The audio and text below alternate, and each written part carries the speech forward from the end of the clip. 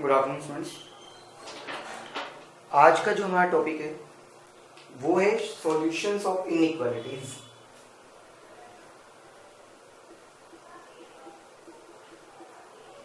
Complex number के accordingly या quadratic equation के अकॉर्डिंगली। अब इनइक्वालिटीज में क्या होता है स्टूडेंट्स, आप सबको पता है। वीडियो को बहुत लास्ट बिल्कुल एंड तक देखिएगा, कोई कंसेप्ट ऐसा नहीं होगा जो आपको क्लियर ना हो। और इस चीज की मैं श्योरिटी लेता हूँ स्टूडेंट्स कि आप लोगों को बहुत कुछ नया मिलेगा इस वीडियो में। इनइक्वालिटीज आपको पता है कि इक्वल्स टू का साइन हटाकर मेरे पास greater than, less than, greater than equals to, less than equals to, इस तरह के साइन आ जाए जब भी। और रेशनल, यहां पर बेसिकली मेरे पास होता क्या है, रेशनल रेशनल इनइक्वालिटीज की बात हो रही है।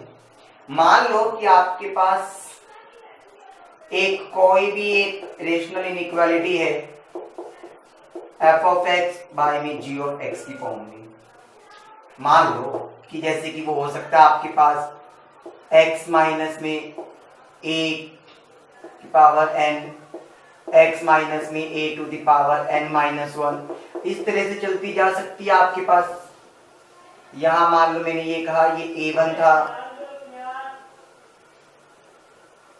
ये कहा मैंने a2 है, इस तरह से आपके पास n तक चलती जा सकती है, कोई बड़ी बात नहीं है। इसी तरह से आपके पास डिवाइड में भी कोई फंक्शन हो सकता है। मान लो मैंने ये कह दिया y माइनस में b1, y माइनस में b2, इस तरह से चलता जा सकता है, कुछ भी हो सकता है, ये तो आप सबको ही पता है स्टूडेंट्स। ठीक है, हमें ऐसे ही इक्वेशंस को सोल्व करना है। पहली बात तो पहला काम आपका क्या होता है, आप ये देखोगे कि मेरा जो ये फंक्शन है Rx है, ये वेनिशेस कब होगा, ये कब मेरे पास जीरो हो जाएगा, इट वेनिशेस मींस कब ये जीरो हो पाएगा। तो जीरो करने के लिए आपको ये पता है, अगर मेरे पास f ऑफ x को मैं जीरो के इक्वल रख दूंगा तभी मेरे पास ये खत्म हो पाएगा। समझ रहे हो? अगर मैंने f ऑफ x को जीरो के इक्वल रखा तो मुझे क्या मिलेगा, x की वैल्यू या तो a1, x की वैल्यू या तो a2, इस तरह से मुझे an तक मिल जाएगी।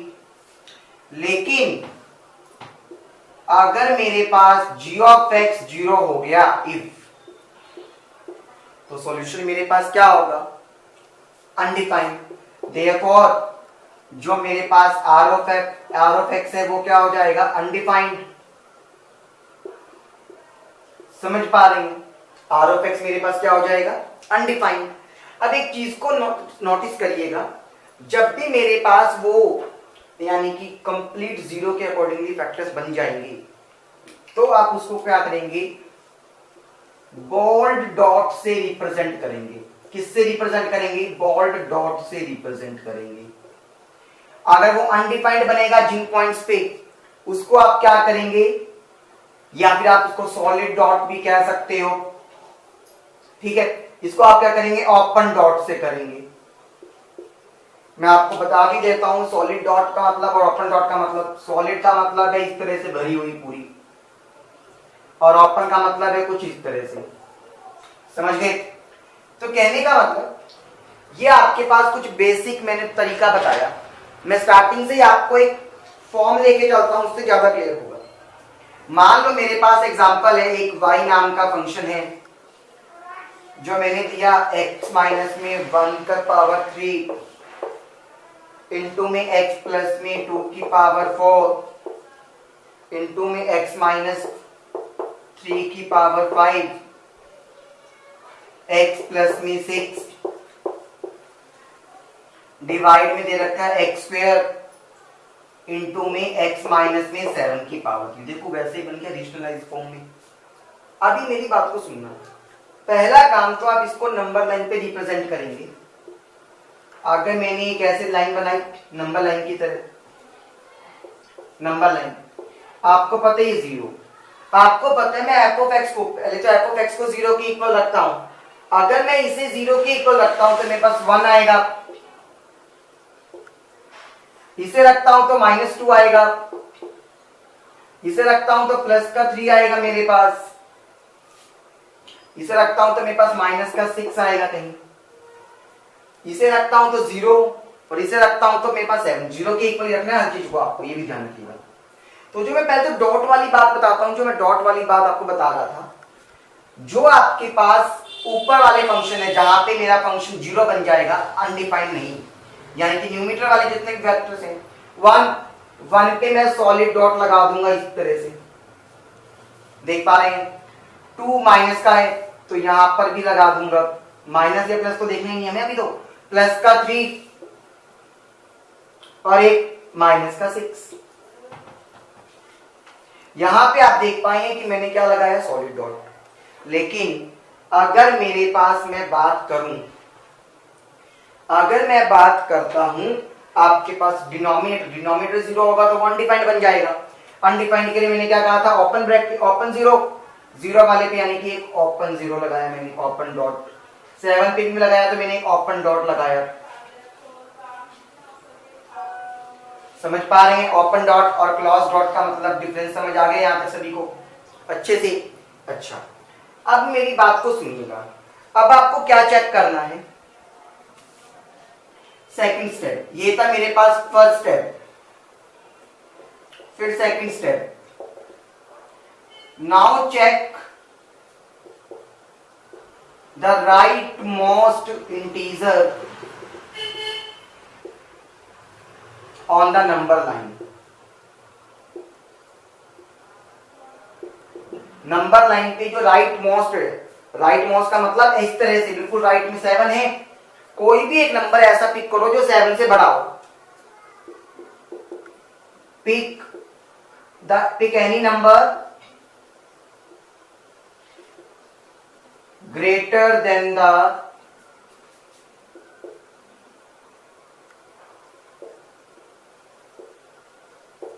Right most digit on the number line. यानी कि इसकी मेरे केस में तो यहाँ पे 7 आ रहा है, तो मुझे 7 से बड़ा नंबर लेना है। ये बात समझ लो, मुझे क्या लेना है, 7 से बड़ा डिजिट चाहिए। और चेक करो and check whether y is positive और नेगेटिव, कि y मेरा पॉजिटिव आएगा या फिर नेगेटिव आएगा। चेक करते हैं। अगर मैंने यहां पे 7 को पुट किया, अब मैं चेक कर रहा हूं, यहां पे 7 था, 7 से बड़ा मैंने 8 पिक कर लिया मान लो। If I pick x is equals to 8 which is greater than 7, condition यही थी ना। अभी देखो 7 से बड़ा 8 पुट कर, 8 माइनस 1 7 का क्यूब करेंगे तो पॉजिटिव आएगा, वैल्यू नहीं निकालनी है आपको। यहां पे करूंगा मैं तो पॉजिटिव ही रहेगा, यहां करूंगा 8 माइनस 3 तो कुछ पॉजिटिव रिजल्ट आएगा। 8 यहां पे तो प्लस में करूंगा तो ऑब्वियसली बात है पॉजिटिव। डिवाइड में भी करके देखना है आपको, पॉजिटिव का स्क्वायर तो पॉजिटिव, 8 माइनस 7 तो 1 आया विच इज ऑल्सो पॉजिटिव, उसका क्यूब करेंगे तो भी पॉजिटिव। तो आप देख रहे हैं मेरे पास कंप्लीट फंक्शन क्या आ गया, पॉजिटिव आ गया, क्योंकि पॉजिटिव पॉजिटिव को मल्टीप्लाई करूं या पॉजिटिव पॉजिटिव को डिवाइड करूं, रिजल्ट पॉजिटिव रहेगा। इसका मतलब मेरा आंसर तो y का जो है वो पॉजिटिव रहेगा। मुझे एक वैल्यू मुझे पता चल गई, एक बात मुझे पता चल गई कि मेरे पास आंसर जो आएगा वो पॉजिटिव का आएगा। बहुत बड़ा रूल है इसका, काफी इंपॉर्टेंट है ये। क्लियर हो गया ये? अच्छा, जब हमने ये देख लिया कि y मेरे पास पॉजिटिव आ गया, अब आपको क्या करना है, y अगर आपके पास पॉजिटिव आ गया आपको यूज करना है वेवी कर्व मेथड। अब कौन सा मेथड यूज करना है आपको, वेवी कर्व मेथड।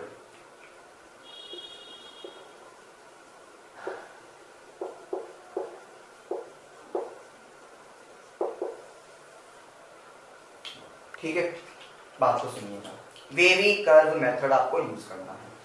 अब वेवी कर्व मेथड से क्या होगा, आपको ये पता चल गया यहां पे अगर मेरा फंक्शन y पॉजिटिव है, फंक्शन क्या कहता है वेवी कर्व में, if y is positive then start curve from upside of number line and vice versa. अगर नेगेटिव है तो बॉटम से स्टार्ट करेंगे, नेगेटिव है तो बॉटम से, अब पॉजिटिव है तो अपवर्ड से, और करते हमेशा राइट मोस्ट से शुरू में, and always start from the right most, always start from right most.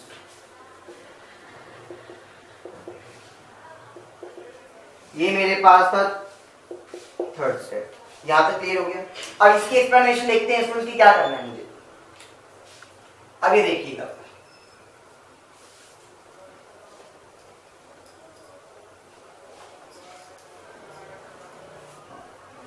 हम ये देख चुके हैं कि मेरे पास y पॉजिटिव आया था, y पॉजिटिव आया था। मैं एक बार इस नंबर लाइन को दोबारा से बनाता हूं, चलो फिर मैं यहाँ पे आपको यहीं पर बता देता हूँ। तो अब आप देख पा रहे हैं कि मेरे पास मुझे कर्व बनानी है। कर्व का मतलब है मुझे ऊपर से शुरू करना है। ऊपर से करने का मतलब क्या हुआ, मेरे को लाइन यहां से लेनी है, देखिएगा। अच्छा, आपको मैं एक और चीज बता दूं, आपको मैं एक और चीज बता दूं स्टूडेंट्स, कि जो हमारे पास अगर exponent of any factor is odd, then उसकी जो जीरो होती है वो कहलाती है सिंपल रूट।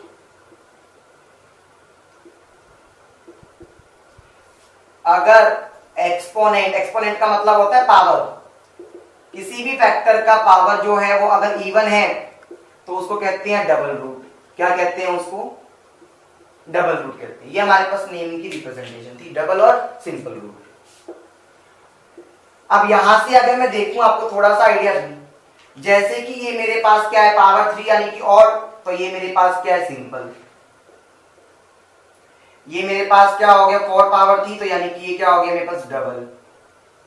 ऐसी ये सिंपल, ये सिंपल, क्योंकि पावर कुछ नहीं है तो 1 है, पावर कुछ नहीं है तो भी तो इसका मतलब 1 है ना मेरे पास, तो वो भी मेरे पास क्या है, आप देख पा रहे हैं। और समझिए कि सिंपल और डबल क्या है मेरे पास। अब मेरी बात को सुनिएगा, next rule, if we are coming across, अगर हम if we are coming across simple root, curve will intersect,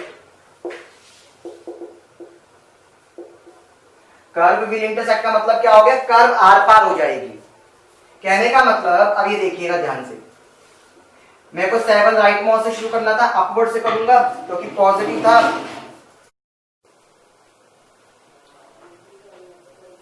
तो देख पा रहे हैं स्टूडेंट्स आप कि हम क्या करना है, हमें स्टार्ट तो ऊपर से करनी है रेट कर्व, यानी कि क्यों, क्योंकि हमारे पास ये पॉजिटिव आया था।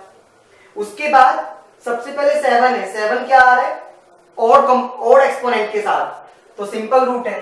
सिंपल रूट होगा तो वो मैंने क्या बताया आपको, इंटरसेक्ट करेगा। इंटरसेक्ट करेगा मतलब जब यहाँ पे दूसरे रूट पर जाएगा, यानी कि 7 देखो अब इस लाइन के नीचे आ गया, वो ऊपर का ऊपर नहीं रहा, ये मतलब होता है।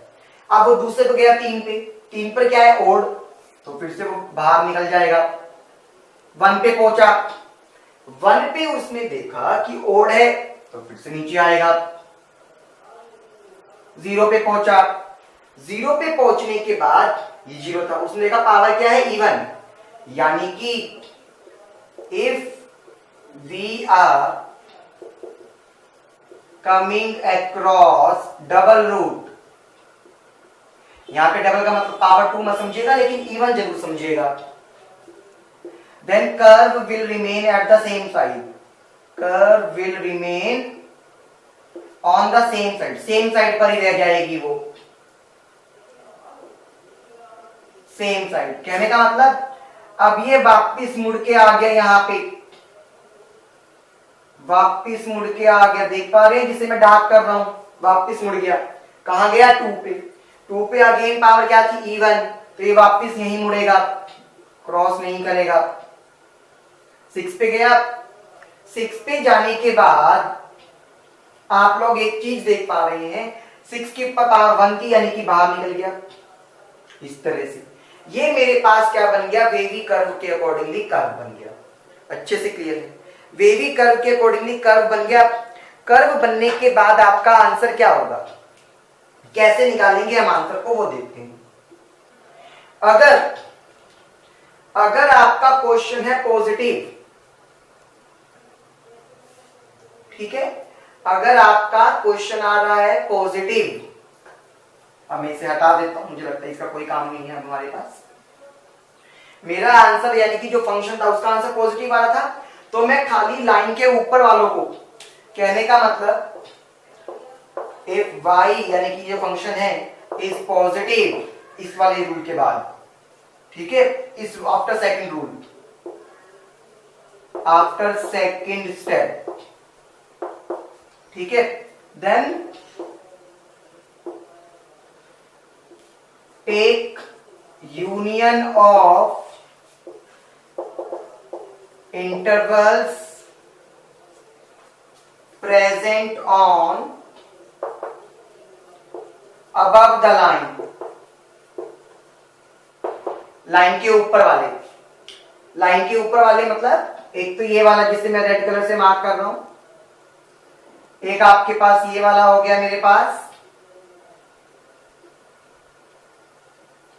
और एक मेरे पास ये वाला हो गया। समझ पा रहे हैं अच्छे से, ये मेरे पास इंटरवल्स आ जाएंगे। क्लियर? अब ये बात सुनिएगा, इसका मतलब क्या हुआ, मेरा जो रिजल्ट निकलेगा ये कहां तक जाएगा हमें नहीं पता, तो इनफाइनाइट माइनस की तरफ है। यूनियन, क्योंकि मैंने कहा था यूनियन, पॉजिटिव का ये हो गया हमारा 1 से 3 के बीच, 1 से 3 के बीच का, फिर यूनियन 7 से बाहर, तो 7 से इनफाइनाइट, पॉजिटिव इंफिनिटी तक जाएगा। तो ये आपका हो गया आंसर। समझ पा रहे हैं इसे अच्छे से? किसी को डाउट है इस स्टेप के अंदर?